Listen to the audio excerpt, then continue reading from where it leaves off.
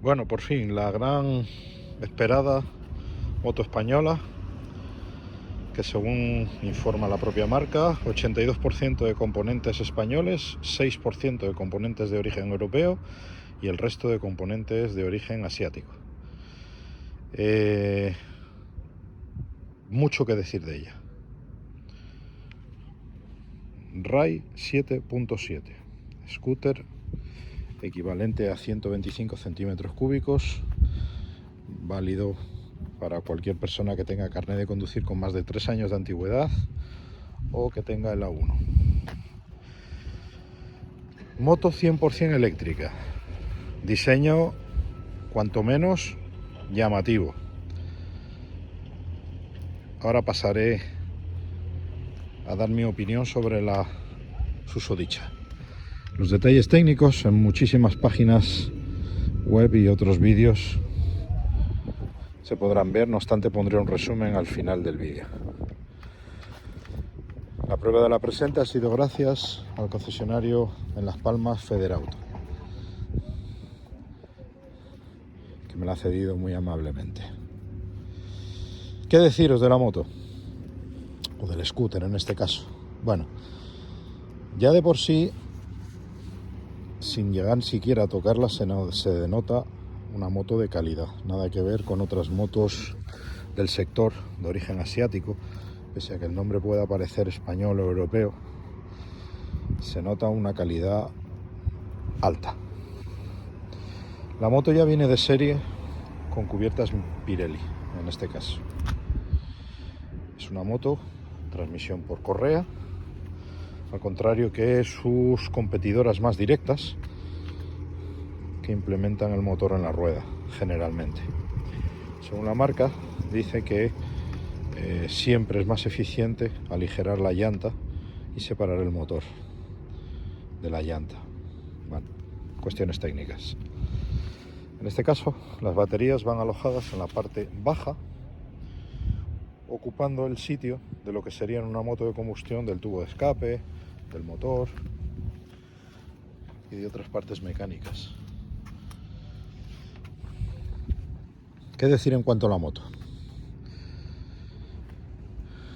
La impresión ha sido brutal. La primera impresión ha sido brutal. He de decir que ya en el modo City sus prestaciones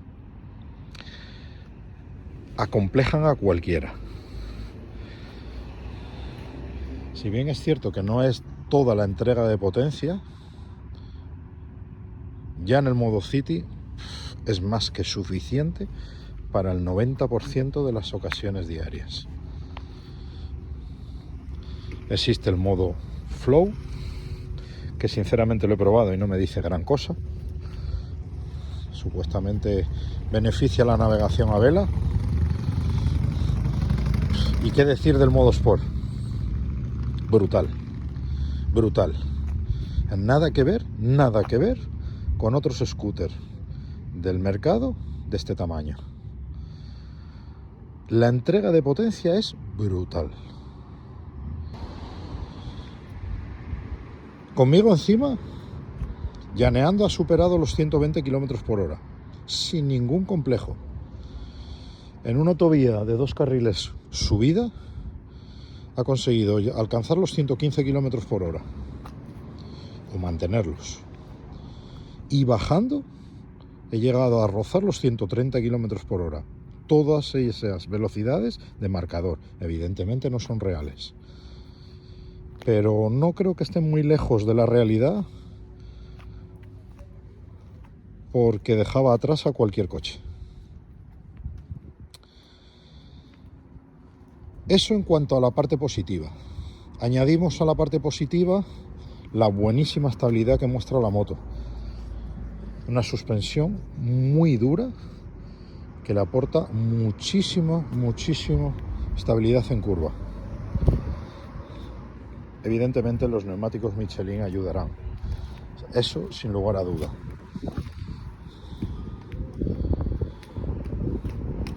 Ergonomía. Es extraña de entrada. Una posición de conducción quizás demasiado recta. No te permite ir tumbado como en otros tipos de scooter, que no quiere decir que sea malo, todo dependerá para cada persona. Conmigo encima, que soy de buen comer y estoy de buen año, y mido unos 74, la moto ha alcanzado los 120 km por hora de marcador llaneando, sin ningún problema. Y eso es a tener en cuenta. Tengo que destacar que el hecho de que tenga un pequeño hueco debajo del asiento también beneficia y ayuda. Prácticamente la mayoría de scooters del mercado eléctricos no disponen de ningún hueco o prácticamente ninguno. En este caso, mediante el botón con el dibujo del casco, accedemos a este hueco. Hueco suficiente para un casco tipo jet. En él se aloja el cable de carga normal, tipo chuco, para cargar en cualquier enchufe doméstico. Si se dan cuenta el detalle, tiene a cada lado una hendidura para pasar el cable sin que este sea cortado o pellizcado por el asiento al cerrarse. No obstante, como extra, se puede pedir enchufe de este tipo para poder cargar la moto en cualquier punto de recarga. Y además disponemos de otra pequeña guantera con un USB dentro para alojar pues el móvil, algún objeto pequeño que queramos guardar, llaves de casa, etcétera. Además, un gancho muy práctico que podremos aprovechar perfectamente dado el perfecto suelo plano que dispone la moto. La moto aprovecha la propia estructura para los reposapiés del pasajero trasero, y en la propia carrocería muestra estas dos pestañas, una a cada lado, acolchadas por dentro con una espuma para que se pueda agarrar. Toda la iluminación, por supuesto, es tipo LED.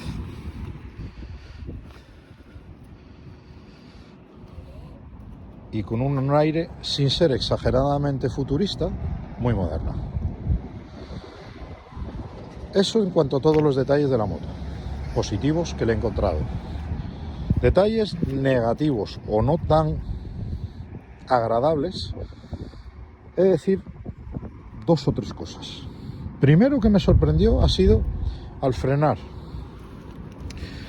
Por normativa en España, todos los ciclomotores o scooters han de llevar frenada combinada o ABS. En este caso, lleva frenada combinada.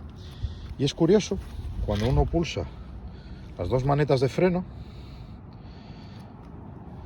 se nota cómo al pulsar la derecha actúa sobre la izquierda, que es el freno combinado. Algo que no debería de ser así. Segundo punto negativo. Desde el primer metro que cogí el scooter he notado una pequeña vibración. Con los kilómetros me he dado cuenta que lo que notaba era la correa. No es acusado, no es exagerado, pero sí llega a ser molesto, que con el tiempo te das cuenta de que es una pequeña vibración que transmite a toda la moto. No debería de ser así, puesto que las correas suelen ser un método de tracción bastante suave. En este caso ha resultado todo lo contrario. Comparado con motos como la Silence o como la Super Soco, no es tan suave en ese aspecto. Es verdad que no tiene sonidos fuertes ni tiene sonidos desagradables, pero sí esa vibración se termina transmitiendo a toda la moto, y en especial al manillar, notando cierto cosquilleo al final de un largo trayecto en ella. No sé si es un defecto de la moto o es un defecto de esta unidad.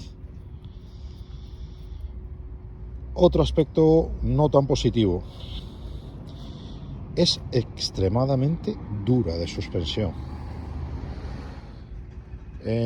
Para mí, de este tipo de scooter eléctrico, hasta ahora, quizás la que más había notado dura era la Super Soco CPX. La Silence tenía un punto intermedio bastante confortable, pero en este caso la Rai la noto dura. bastante dura. En los baches típicos de las carreteras estropeadas de nuestras ciudades lo vamos a notar. Otro punto negativo que he notado, y no creo que sea por los kilómetros de la unidad, porque esta unidad apenas llega a los 1000 kilómetros, es el asiento.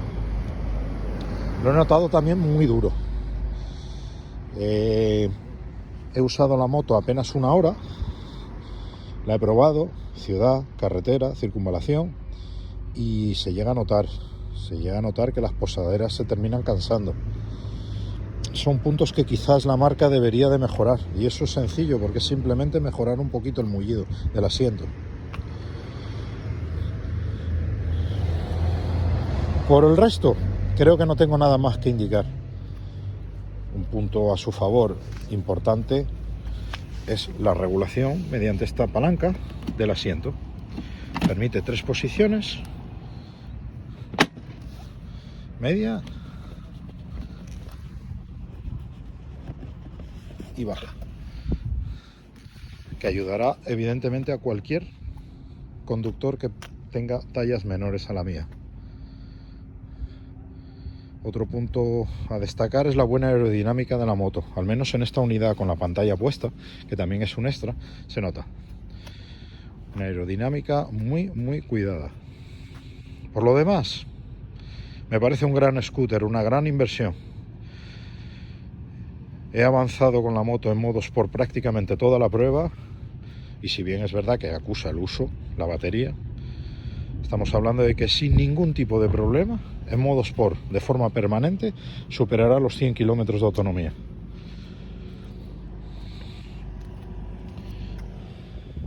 Esta es la pantalla cuando arrancamos la moto.